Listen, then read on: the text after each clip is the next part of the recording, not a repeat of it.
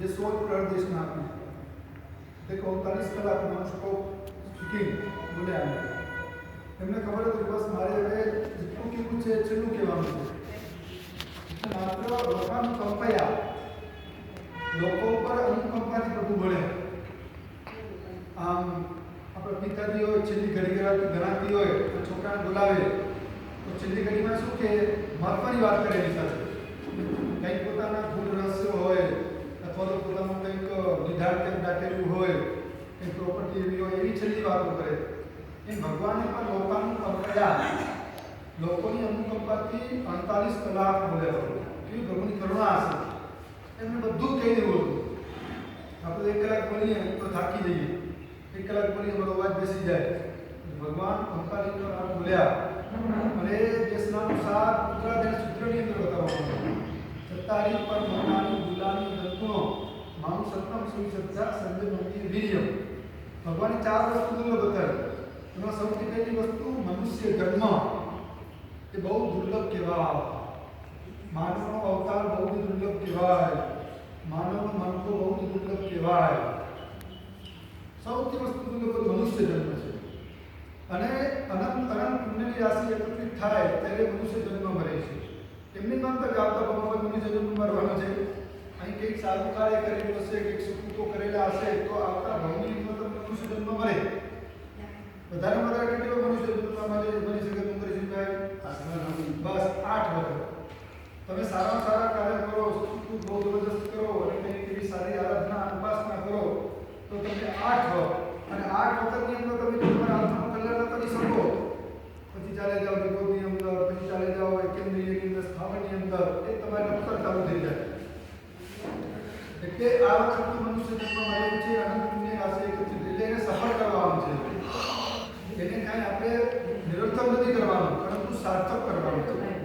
અને એને સફળ કરવા માટે, સાર્થક કરવા માટે શાસ્ત્રકાર બ્રહ્મર્ષિઓ 8 વસ્તુ બનાવી રહ્યા છે, જેના માધ્યમથી જીવન દ્વારા આપણે મનુષ્ય જન્મને સફળ કરી શકીએ.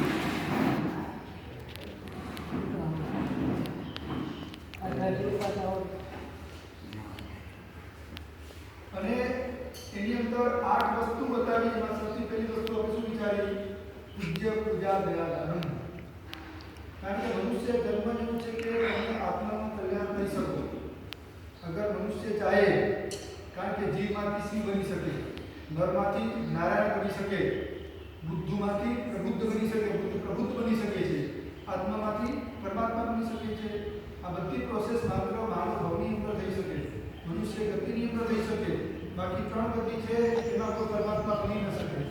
પરમાત્મા બનવાનો દરજ્જો એ માત્ર માનવને મળે છે. એક જ એવો આપણો ધર્મ એવો છે, એક ધર્મ કહે છે, પ્રભુ કહે છે કે તમે મારા જેવા બની શકો. બાકી કોઈ ધર્મની અંદર એ નથી કહેતા કે તમે પ્રભુ બની શકો.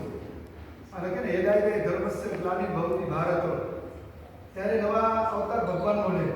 આપણે ત્યારે પ્રભુની કેવી કરુણા, પ્રભુ કેવા દયાળુ છે કે તમે એને પૂજો, તમે એની ભક્તિ કરો, તમે એની સ્તુતિ કરો તો એ તમને પોતાનું પદ આપી દે, પોતાનું સ્થાન આપી દે. તમે મુંબઈ કોઈની પાસે નોકરી કરવા જાઓ, નોકરી કરો, તમારી સારી છાપ હોય, તમારી સારી ઈમાનદારી હોય તો તમને પગાર વધારે, ડબલ કરે. હજી તમારી એકદમ બહુ વિશ્વાસુ બની ગયા છો તો કદાચ આગળ વધી તમને 25% ધંધામાંથી ભાગીદારી આપે. એનાથી બી આગળ વધીને તમને 50% આપે. પરંતુ એ શેઠ ગમે એટલો દુલાવાળો દાનની હોય છતાં પોતાની પદવી, પોતાની સીટ કરે આપણે તમને ના ક્યારે ના આપે. તમે અમારે તમારે ગમે પુરુષાર્થ કરો, પુણ્ય હોય, જ્યારે પ્રભુ કેવા દયાળુ છે. માત્ર થોડી ભક્તિ કરો, એની થોડી આજ્ઞાનું પાલન કરો, થોડી સ્તવના કરો, સ્તુતિ કરો તો પ્રભુ કહે છે કે હું જેવો છું ને તેવો તું છે, અને પોતાનું પદ આપવા તૈયાર થઈ જાય છે. એ માત્ર જૈન ધર્મ છે ને પ્રભુ છે. એટલે એ માનવ ભવની અંદર શક્ય બની શકે છે કે જે આપણે ડેવલપ કરી શકીએ, આપણે આત્માનો ઉત્કર્ષ કરી શકીએ છીએ. એવા મનુષ્ય ભવને સફળ કરવા માટે શાસ્ત્રકાર મનુષ્યો 8 વસ્તુ બતાવી દીધા છે. એમાં પહેલી વસ્તુ આપણે જોઈ રહ્યા છીએ પૂજ્યની પૂજા કરવા. બીજા નંબરની અંદર દયા. આ બધું તમે યાદ રાખજો. આપણી શું છે? આ પાઠશાળા છે. આપણી ભાષામાં શું કહેવાય? પાઠશાળા છે. હા, પેલા બાળકોની પાઠશાળા અને હવે તો દાદાજીની પણ પાઠશાળા ખુલે છે. કારણ કે જ્ઞાન એ આત્માનો ગુણ છે. જ્ઞાનને ભણવા માટે કોઈ ઉંમર જોવાય નહીં. 80 વર્ષના દાદા પણ ભણી શકે, 8 વર્ષનું બાળક પણ જ્ઞાન લઈ શકે. કુમારપાલ મહારાજા કેટલા વર્ષે ધર્મ પામ્યા? 60 વર્ષે ધર્મ પામ્યા અને પછી એમને સંસ્કૃતનો અભ્યાસ કર્યો. 60 વર્ષે ધર્મ મળ્યો એમને અને એ ધર્મ પામ્યા પછી સંસ્કૃત પોતે ભણ્યા. તમે તો મારા સાહેબ હવે આ આખા ગળામાં કાંઠલા ક્યાં લાગે? કઈ નહીં, આપણે ભણવાનું, બસ મહેનત કરવાનો. પઠતો નાસ્તિ મૂર્ખત્વમ. જે વ્યક્તિ ભણે ને એની મૂર્ખતા ધીરે ધીરે દૂર થાય. આમ પર કહેવત છે ને, તમે એક જગ્યા પર ખોદો તો અંદરથી શું નીકળે? પાણી.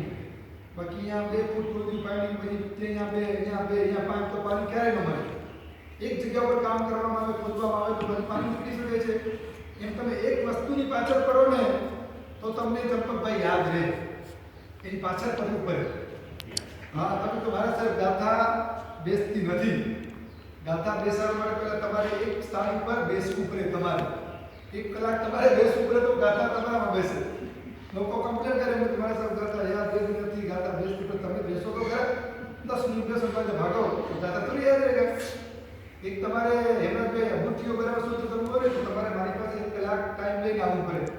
તમે 10 મિનિટ તો ફોન આવે, દુકાનનો ગ્રાહક પાછા ભાગી જાવ, વળી જાવ 10 મિનિટ, તો અભૂતિઓ શુદ્ધ ન થાય. જ્ઞાનને મેળવવા માટે મહેનત કરવી પડે, એક જગ્યા ઉપર બેસવું પડે. બાકી જ્ઞાન તો આત્માનું ગુણ છે, તમારા પોતાનું ગુણ છે. કાંઈ જ્ઞાન બહારથી લાવવાનું નથી, આત્માની અંદર પડેલું જ છે, એ માત્ર તમારે બહાર લાવવાનું છે. એટલે મહેનત કરવી પડે. એટલે જ્ઞાન ભણવા માટે ક્યારે શરમ નહીં રાખવાની.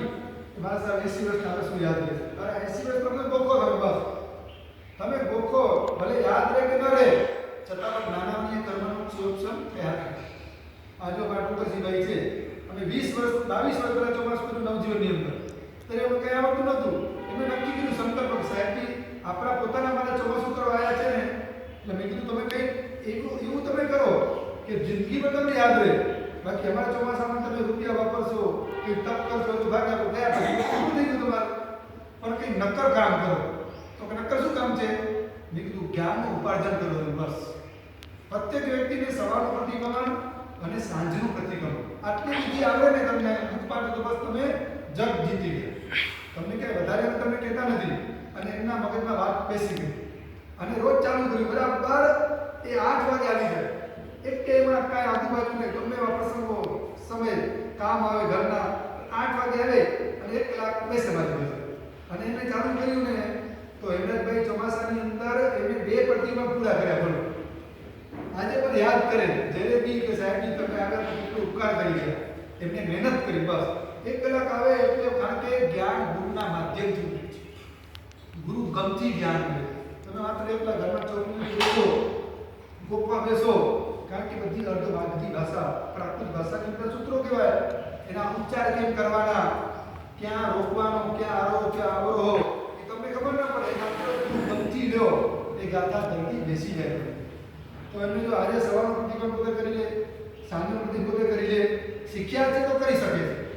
એટલે જ્ઞાન માટે તમારે મહેનત કરવી પડે. જ્ઞાન અને ધન, અમારા જીવનમાં જ્ઞાન શું કહેવાય? ધન કહેવાય. તમારો જેમ 11મો પ્રાણ શું કહેવાય? ધન કહેવાય.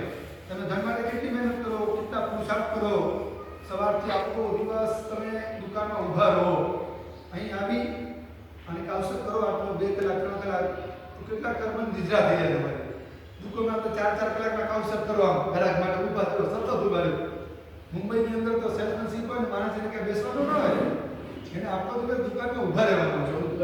14 કલાક સુધી ઊભા રહ્યો ત્યારે જઈને મહિનાની અંદર તમને 10-15-20 હજારનું તમને આ નોકરી મળે. જ્યારે તમે અહીં આવો ને ખાલી 4 વર્ષનું કાવસર કરો ને તો કેટલી કર્મની નિદ્રા થાય. એટલે જ્ઞાન મેળવવા માટે મહેનત કરવી પડે.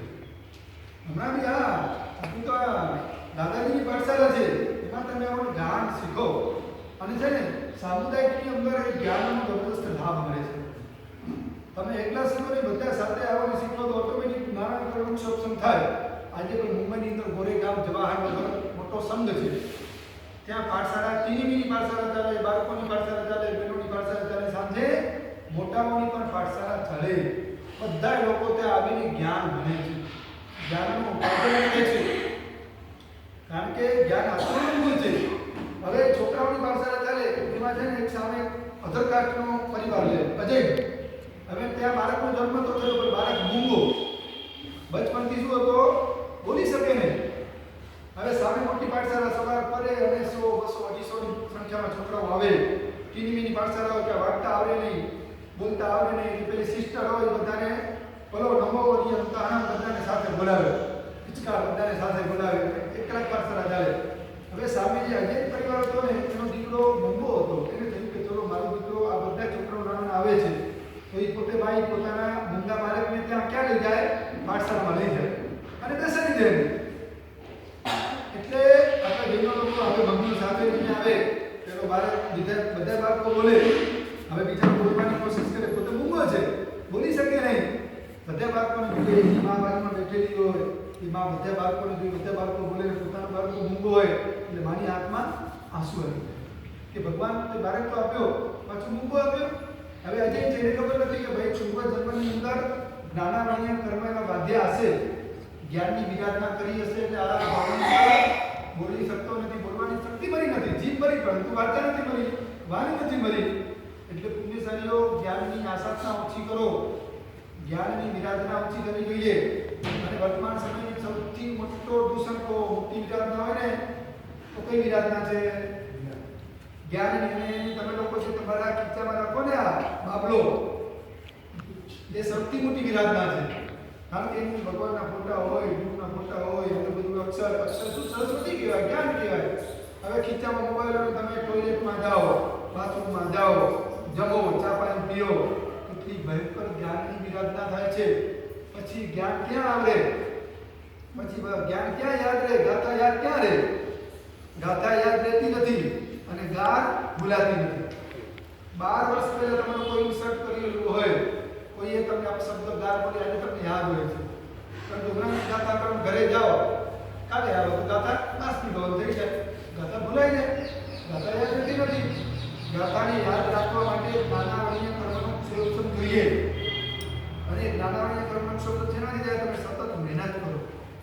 એટલે પુણ્યશાળીઓ જ્ઞાનની વિરાધના ઓછી કરો. હમણાં તો બોલો વર્તમાન સમયની અંદર કેટલી જ્ઞાનની વિરાધના થાય છે. તમે જે કપડાં પહેરો ને, કપડાં એની અંદર શું લખેલું હોય? હવે તો બાળકો મારી પાસે કપડાં પહેરીને આવે ને આખા પેન્ટની અંદર આમ અક્ષર અક્ષર અક્ષર થયેલા હોય, લખેલા હોય. હવે એ અક્ષરવાળા કપડાં પહેરીને બેસે, બહાર જાય, સંડાસમાં જાય, બાથરૂમમાં જાય, કેટલી જ્ઞાનની વિરાધના. આગળ વધીને તમે લોકો જે ચપ્પલ જૂતા પહેરો ને, જૂતા એની અંદર શું લખેલું હોય? કંપનીનો ટ્રેડમાર્ક લખેલું હોય. હવે એ અક્ષર પર તમે શું મૂકો? તમારો પગ મૂકો. અક્ષર સરસ્વતી કહેવાય. હવે એના પર પગ મૂકો તો સરસ્વતી ક્યારે પ્રસન્ન થાય? ક્યારેય ન થાય. સરસ્વતી પર પગ ન મુકાય. અક્ષર એ સરસ્વતીનો અવતાર કહેવાય. એટલે પેલી બેન રોજ પોતાના બાળકને લઈ આવે.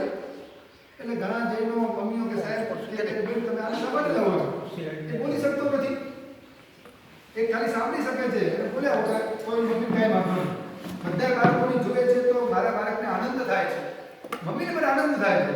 આ રોજનો સિલસિલો પાઠશાળા ચાલુ થાય, આખું બાળકોની પાઠશાળા ભરાઈ જાય, બધા બાળકોની સાથે મૂકો બાળકને બેસે અને રોજ બોલાવે, બોલાવે દર્શન દેવ દિવસે બોલાવે બધા બાળકોને. આ ટીની પાઠશાળા કહેવાય. એક વખત બોલાવે, 2 વખત બોલાવે, કારણ કે બાળકનો માઇન્ડ કેવો હોય? એકદમ શાર્પ હોય, એકદમ અંદર ક્યાંય આમ ભરેલું ન હોય કંઈ, એટલે તરત જ યાદ રહી જાય. તમને યાદ કેમ રહેતું નથી? કારણ કે તમારા મેમરી પાવરની અંદર આખું સંસાર ભરેલું છે. આ દુકાન, ધંધો, પરિવાર, પત્ની, કેટલા વિચારો તમારા મગજની અંદર ચાલતા હોય એટલે જલ્દી યાદ ન રહે. તમારા મોબાઈલની અંદર જે મેમરી કાઢો ને, મેમરી એમાં આખી ફૂલ થઈ જાય. પછી તમે એનો નવા પેલા નંબર એડ કરો તો એ ના પાડે, એ કે ભાઈ જગ્યા નથી અંદર, હવે સેવ થઈ શકે નહીં. તમારે આને જો જગ્યા આપી હોય તો આમાંનું કંઈક ડિલીટ કરવું પડે તો અંદર થઈ શકે, બાકી અંદર જગ્યા નથી. એ પણ બોલો મોબાઈલ છે શું કહેવાય? જડ વસ્તુ કહેવાય. એ જડ વસ્તુ બી ના પાડી દે તમે કે ભાઈ હવે જગ્યા નથી, અંદર જગ્યા નથી. તો આપણી મેમરીની અંદર આખું સંસાર ભરેલું હોય દુકાન પ્રોપર્ટી ધંધા સવાલ પર કેટલા વિચારો ચાલતા હોય તમારે હવે એ મેમરી પાવરમાં જગ્યા ન હોય તો મારી ગાથા એની અંદર ક્યાં સેવ થઈ શકે ગાથા ક્યાં ફિટ થઈ શકે એના માટે મગજ તમારે ખાલી કરવું પડે અને મગજ ખાલી ક્યારે થાય તમે સાંજે સૂવો ને એટલે આપણા મગજમાં ચાલતા સંકલ્પો વિકલ્પો વિચારો એ બધાય સૂઈ જાય અને તમે સવારે ઉઠો એટલે તમારું મગજ કેવું હોય એકદમ ફ્રેશ હોય એટલે શાસ્ત્રમાં લખ્યું કે જ્ઞાન ભણવા માટે સવારનો સમય એક ગોલ્ડન ટાઈમ છે જબરજસ્ત મનમાં કોઈ વિચારો ન હોય કારણ કે દુકાને ગયા નથી ઉઠ્યા સવારે પ્રભુની પૂજા કરી માસ આવ્યા એટલે પણ વિચારો ચાલતા હોય એ વખતે તમે માત્ર અડધો કલાક 1 કલાક ગોખો ને એટલે 12 કલાકનો તમારો સમય સમર્થ થઈ ગયો તરત યાદ રહી જાય એટલે જ્ઞાન ભણવા માટે સવારે વહેલા ઉઠી અને 1 કલાક ખૂણાની અંદર મોઢું રાખીને બેસવું પડે પછી જુઓ ગાતા કેમ તમને યાદ રહે ચપટીમાં તમને આવી